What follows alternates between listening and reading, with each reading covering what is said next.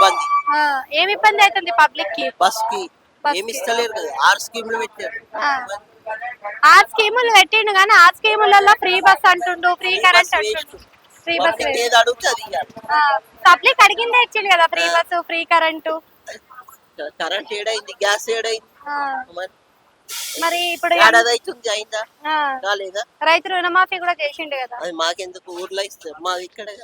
ఇందిరమ్మ ఇల్లు అని చెప్పి సర్వేలు చేసిండ్రు కదా. సర్వేలు 5 లక్షలు ఇస్తా అన్నారు, కట్టుకోనికి ఇస్తుర్రా? రేషన్ కార్డు ఇస్తా అన్నారు, ఇస్తుర్రా? అప్లై చేసిండ్రా మీరు? చేసినాం. ఏమన్నారు మరి, ఎందుకు రాలేదు అంటారు? ఆఫీస్ లో ఏం చెప్తలేదు, కేసీఆర్ ఆర్డరే రాలేదంట. కేసీఆర్ ఉన్నప్పుడు ఎట్లా అనిపించింది, ఇప్పుడు ఎట్లా కేసీఆర్ ఉన్నప్పుడే మంచిగా. ఎందుకు కేసీఆర్ ఉన్నప్పుడు మంచిగా అనిపించింది? అప్పుడు 1,00,000 అన్నాడు, స్కీమ్ పెట్టిండు, అది ఇచ్చిండా? మళ్ళీ డబుల్ బెడ్రూమ్ ఇచ్చిండా?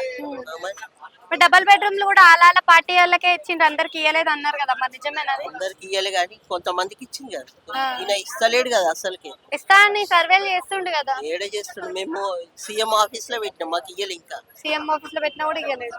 ఏమంటారు మరి, ఇవ్వలేదంటే అడిగిర్రా? ఇంకా టైం పడుతుంది అంటారు. ఎంత టైం పడుతుంది అంట? అయితే ఈ కరెంట్ గానీ బస్సు ఉంచితే మంచిదా, తీసేస్తే మంచిది అంటావా? తీసేస్తే మంచిది. తీసేస్తే జెంట్స్ దగ్గర డబుల్ తీసుకుంటారు, డబుల్ టికెట్.